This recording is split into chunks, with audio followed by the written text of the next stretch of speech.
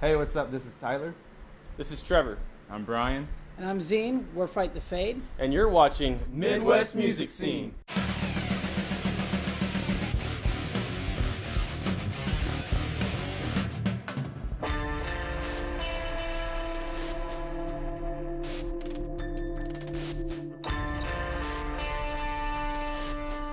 Alive started as basically an intro track, and it was actually one of the songs that almost got cut and didn't make the record. And the only way it made the record was because we added the line in there, the vocal line in there. And with the vocal line, lyrically ties into pretty much the whole record. Like there's elements, there's words in Alive that tie in through the rest of the record, like in the middle track and at the track at the very end. And so it was really kind of a bringing it all together track. The really cool thing about Alive was that I originally didn't even want to put lyrics to it because it was one of my favorite instrumental tracks. And when we ended up putting lyrics to it, it was one of those things that we were just like, why don't we do this earlier? And the great thing about that is it really showcases how we have pushed ourselves on this record. And even me vocally, that last note was not my idea, but I'm glad I did it. So that was a great track, and I'm glad we added it. We felt like it was a very, very good, we're back kind of track. You know, we've been missing for 2 years, and we're back. That's how we felt. That's it.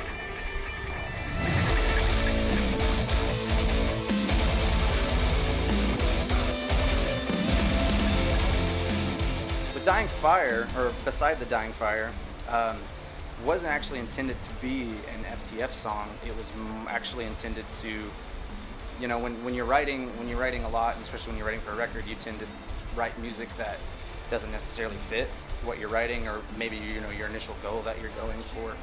But with Beside the Dying Fire, it was really riffy and really heavy, and at the time, you know, when we were demoing out things, it just did not fit. It was just, you know, kind of way out of the box. And so there's actually a version of it that, you know, actually has my vocals on it, and I was strictly going to use for personal reasons, you know. But when I passed it on and we happened to be going over songs and demos and stuff like that, I passed it over to Zene, and he liked it so much that he wanted to use it. Well, and the really cool thing about it was, like Tyler said, I mean, it was one of those songs that didn't necessarily fit, but we didn't really know what the full direction was going to be. And when push came to shove, we were ending up cutting other songs, and we needed a heavier song to probably open out the album with. And so he sent me this track, and without his vocals on it. And we actually worked together on the lyrics because what he had written for some of it worked just perfectly with what I had written. So it was really our first lyrical collaboration, and that makes it one of my favorite tracks in the album. I can agree with that in regard, because with our previous records and stuff like that, I've had my input with lyrics and melody lines and stuff like that, but this actually first song was like my actual melody line and my lyrics was put in there, and you know, like, mine sucks. We collaborated on it, and it came out something really, really we're happy with.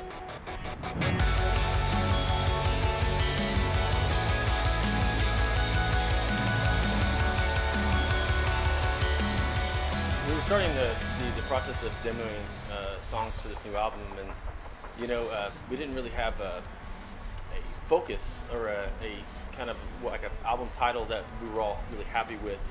And when Second Horizon came around, it was a song that really kind of brought things together, but it's also the most reflective of the band and the things that we've been through the past couple of years.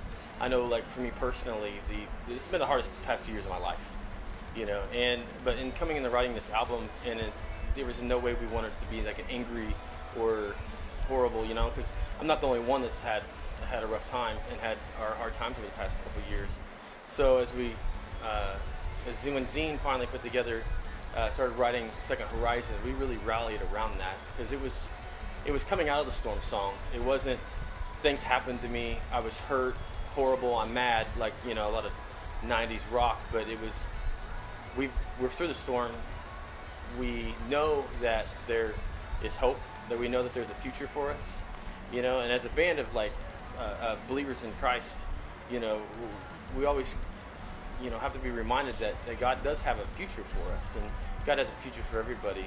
And it's a song that we really could wrap our minds around and this album around, in looking to the future and knowing that, man, there's a second horizon, there is a future, there's a place for us, and we wanted to definitely convey that to our fans, and you know, through that song. I think as a musician, our goal in general is to mostly relate to the audience, and Second Horizon is a great track that relates to almost everybody, because everybody's had their struggles, and everybody has that time of coming out of the struggle and looking to a second horizon, looking to new beginnings. And so I think that track that's why pretty much we put it as our title track for the album, to sum up the whole album, because everybody's gone through a struggle and everybody wants to come out of it, and we just wanted to encourage people and tell people that there's a hope, even if you're going through a tragedy or a struggle, that there's hope to come out of it, and there's a new beginning to everything.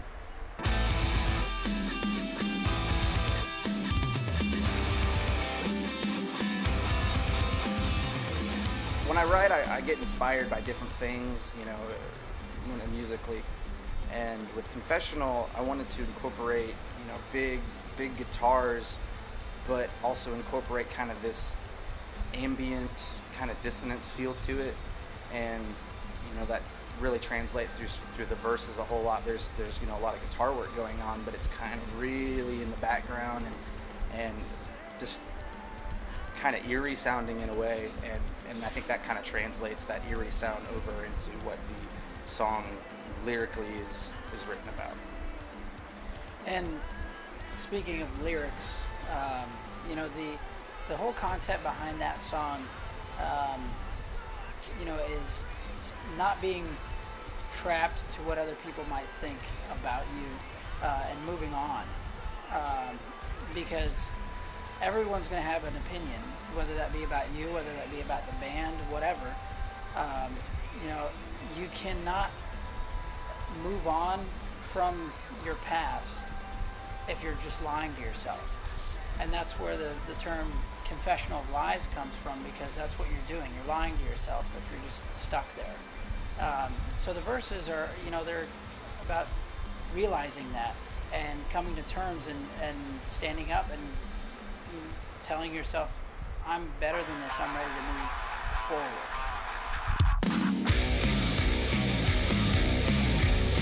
Monolith is a song that kind of is in the same realm as Beside the Dying Fire, where it was more written in a question, kind of, is this song gonna make the cut? Is it gonna, you know, like, was writing just to write and see what happened and see where the album went musically, and this song for me is it's the first one we put out from this record, and you know, it's definitely, it's not a radio song by any means, and it's a pretty heavy one, and you know, it started and it sat as an instrumental for a long time until Zene got a hold of it, and then it moved into what it is today.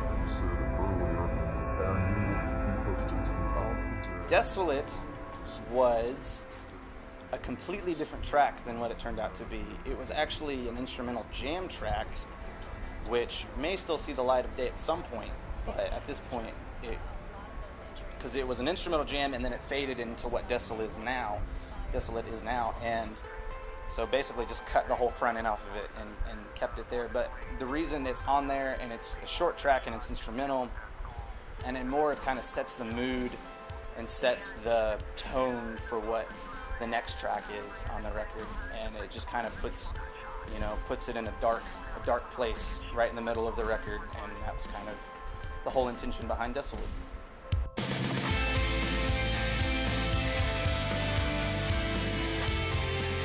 Lost is a track about tragedies, and it started about one, but it kind of turned into just them in general, like, you know, and that we have no control over what happens. And actually wrote it the day of the Sandy Hook shooting in Newtown, Connecticut. You know, it was all over the news. You know, I don't think there was a person in the world that didn't see that on the news at some point that day. And, you know, it was just a horrible, horrible thing. And, you know, it was an emotional event, you know, and it was something I felt like I needed to write about. And so, you know, me not being a primary lyric writer, I transpose my emotions through music. And so that, you know, I actually texted Zene that day. I said, we're going to write a song about this. You know, we should do this. My response was, I was about to send you the same thing. You know, and when I literally spent 6 hours and had the full song layout and sent it over to Zene. And I had those lyrics done that weekend because... Which for the record is never that fast. Yeah. Generally it's writes and rewrites, but this was one of those things that really, you know, touched our hearts so heavily that we had to, you know, get this message out to the world. You know, tragedies are happening all around us, and if we don't open our eyes and do something about it, you know, it's just going to keep repeating itself. And so, I mean, lyrically, this song, it kind of finds you in a dark place, and that's to say, you know, the choruses are they sound big, but at the same time, it's your heart just questioning your own faith because this stuff just keeps happening. And by the conclusion of the song, you come to terms with, you know, the fact that you need to open your eyes and do something and raise awareness about this. That we've decided we're not gonna stay down by this. We're gonna rise from the ashes of this tragedy, and you know, we're gonna take hold of our communities and our children and not let something like this happen. Not to say that we let it happen in the first place, but we can definitely raise awareness and be more proactive about it. And that song actually ties into our intro track and the title track in a way, from, you know, rising and overcoming, you know, and the lyrics, it says, we will rise from the ashes, we will rise. And, you know, same type of theme is along in the intro track, alive, and, you know, the whole overcoming, you know, ties in with Second Horizon, the title track. Plus, a really cool thing that we got to do with this song that we haven't done before is have our good friend Vince from Jonah 33 featured on it, on that second verse. And I know personally I've never done a collaboration, you know, melodically like that before, and he just kind of took it and made it his own, and it really turned out great. And but he really put his heart behind it, and I know he's got kids, so it really spoke to him as well. But you know, it's a track that we feel really strongly about, and we're really happy with the way it turned out.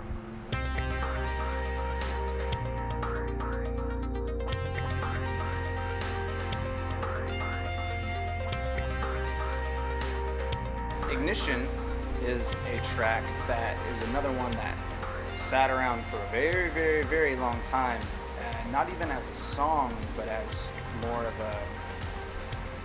just a jam track that I had written even before our last record, What We Know.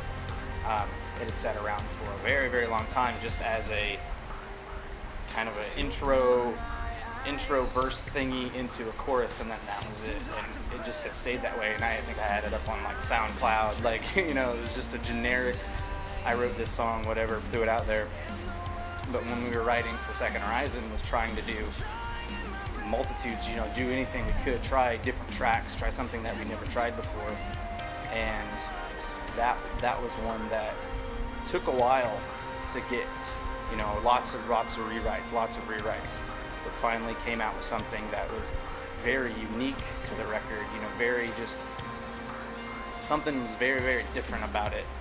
And, you know, I had some electronic elements in there, and then, you know, after seeing how the rest of the album came about, really fit and tied in stylistically, and like emotionally with the rest of the record?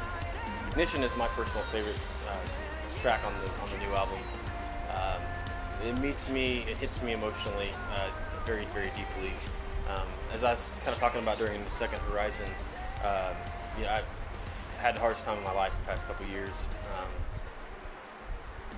Very difficult, you know, when you have someone you think you're going to spend the rest of your life with decide they don't want to be with you anymore. It takes you pretty low, you know, and as you go through that time, and everything in your life changes, almost everything. I mean, Fight the Fate is one of the few things that didn't change. And when Zene wrote the lyrics, Ignition, it touched my soul in a lot of ways. Very representative in how I've come out of the journey that I have over the past couple of years.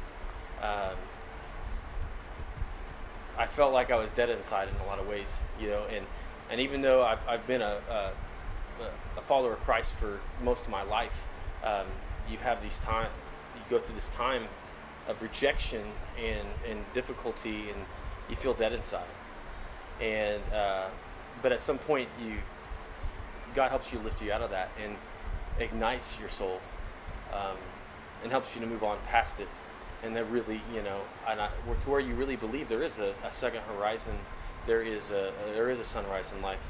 You can move on, and I am a new man, and I don't want to go back to the man I was before, you know. And so with Ignition, I hope that song is able to speak to people that have gone through experiences like I have over these past couple of years, to know that inside you can become a new person, that you can be lifted out of that. And I thank God for the song.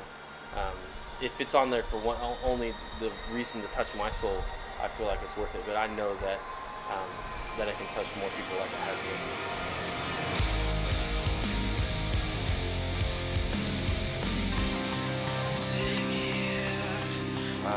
How Re-Archetype came about is we were in the process of writing and just going through, and me and Tyler primarily write the music sides of everything, and it was probably me and Tyler, first of all, are night owls, so we're up until like 5 o'clock in the morning. And I sent him a text and asked if we were doing a song with a different time signature, and we wanted to try something different. And I texted him and he said, actually, I don't think we had anything in a 638, 68 time signature. So it literally took me probably about 45 minutes to actually write the track, and sent it over to Tyler in a matter of an hour. He sent the drum tracks back, and it turned out to be a really solid song for a demo. And throughout the whole process, we refined it and made it to what it is now.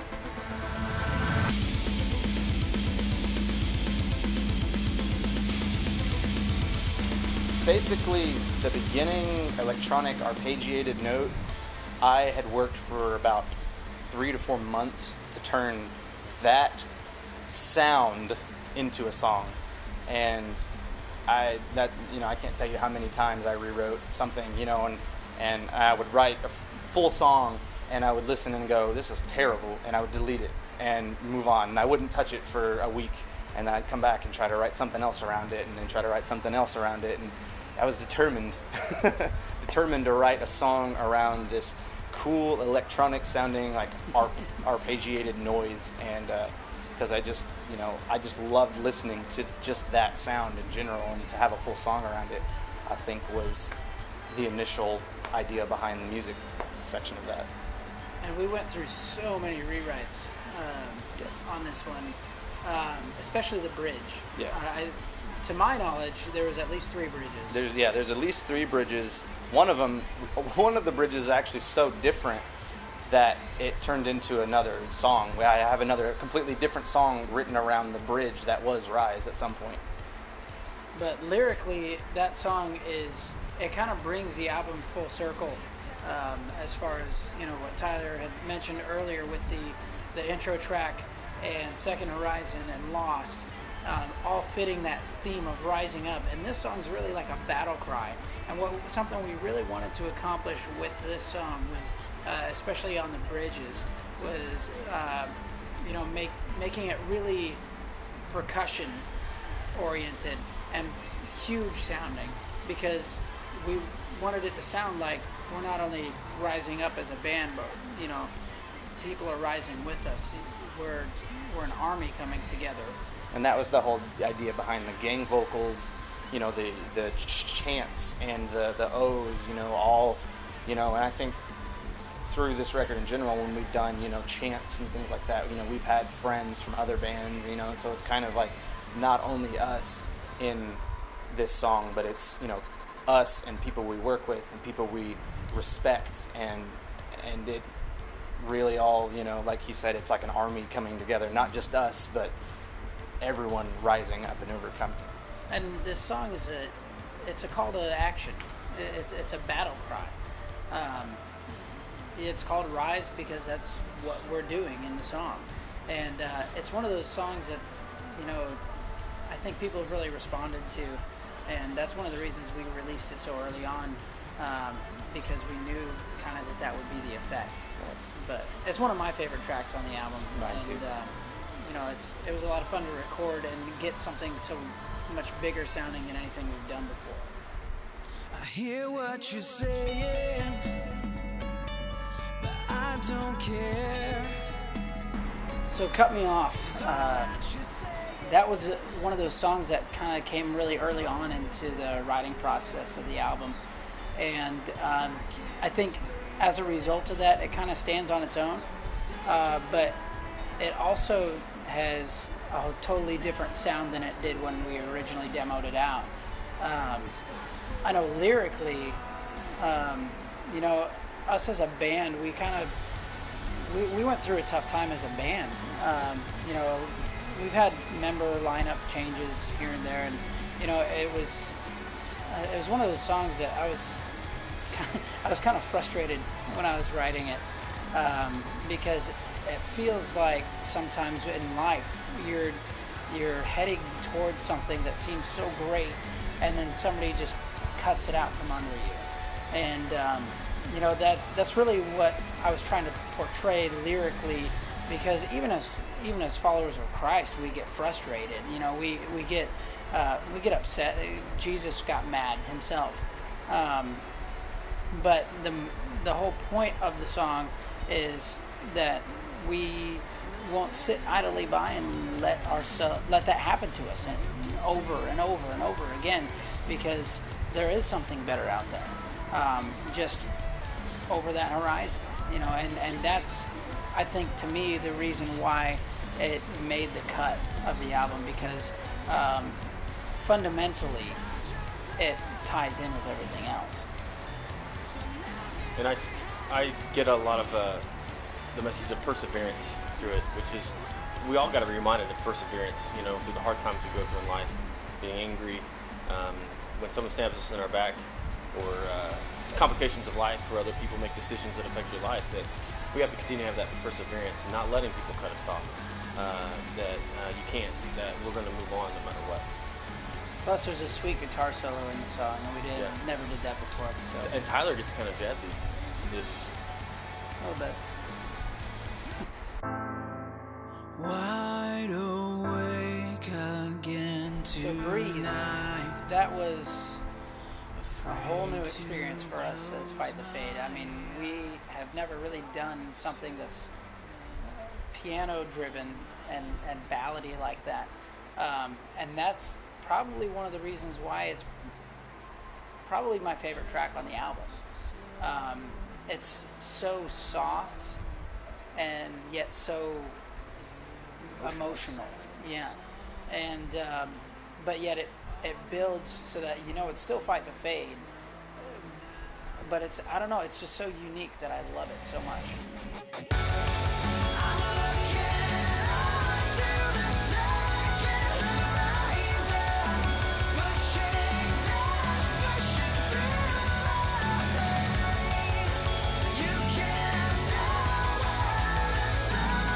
Well, the tour was a lot of fun. As it is with any tour, we kind of wish we would have been playing more shows.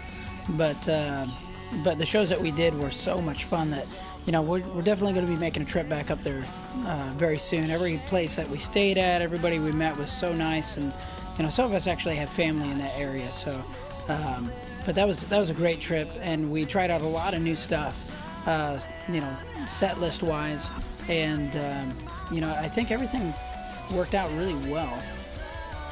Absolutely.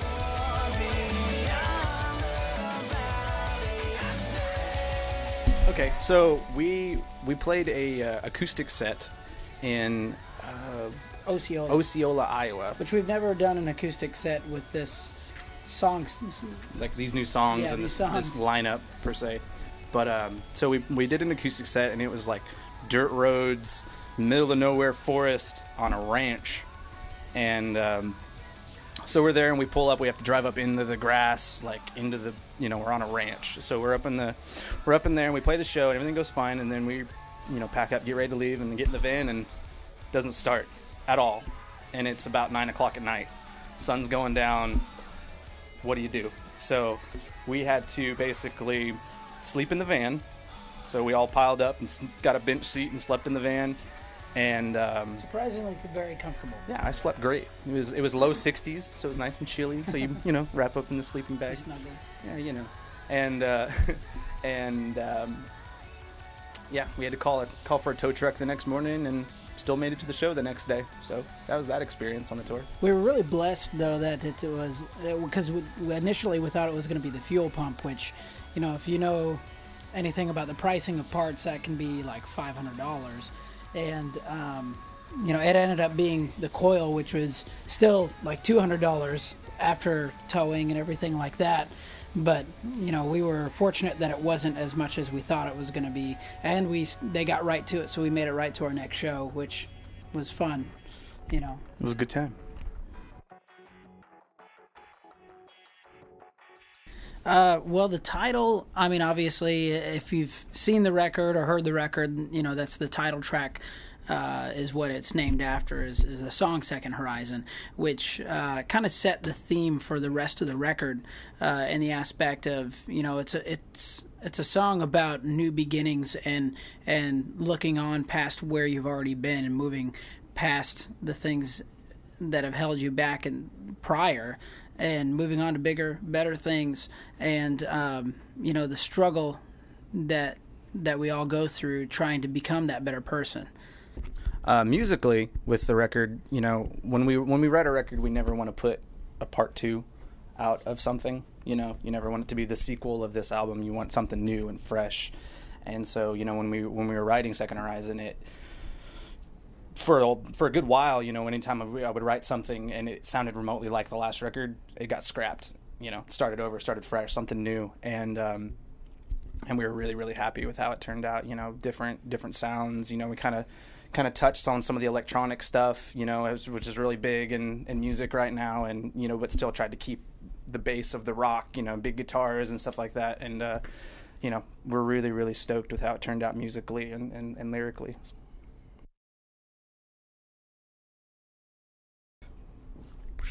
That's a tough question. And one of the reasons is because we haven't played every track from the album live yet. We've done like 4 live? 4 of the new ones? 5? I don't know. Yes. Yeah. Well, because we did one track we've only done acoustically so far. And that turned out really well, I thought. Translated very well. Yeah. That's one of the cool things about this record as opposed to the last record, with it being not so riffy. I feel it translates better onto that acoustic medium. But as far as so far what we've done live, personally, my favorite is Rise, because we get to get everybody that's in the audience in on the song and help us with it, because it's one of those songs that's so huge sounding, and we have so many chants and kind of O's and stuff like that is a lot of fun for not only us, but it's fun for the crowd to help us out with the song, and it really fills out that sound. We haven't really done a lot of that in the past. Yeah. Personally, we just this last tour, we just started doing a new one live, and it's called Beside the Dying Fire, which is the second track off the new record. And that one probably by so far has been my favorite track. And the weird thing, kind of how we do our, you know, album in general and how we do our writing, you know, we don't go out and play the songs and then write them as we're out on the road. We write the songs in the studio and then we play them live. That's just the process of how we do things. And sometimes when you do that, you realize you don't necessarily like playing a song live, you know?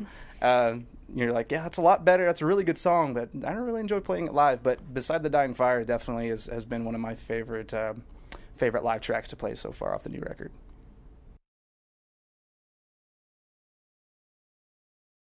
Warped Tour!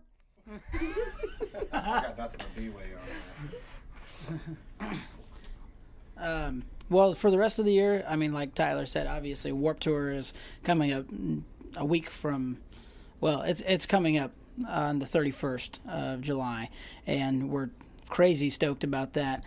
We've got some other tours in the works. Look for us out most of October. So we're trying to do a full U.S. run in October. And in August, I know we're going to be trying to do at least some weekend runs somewhere regionally that we can come back and do what we do. But for the rest, beyond that, you know, we're always looking to book more shows and to be in new places. And part of the great benefit of this last tour is we met a lot of cool bands and a lot of great people that we connected with really well, and so you can expect to see us on tour with some of those bands coming up very soon.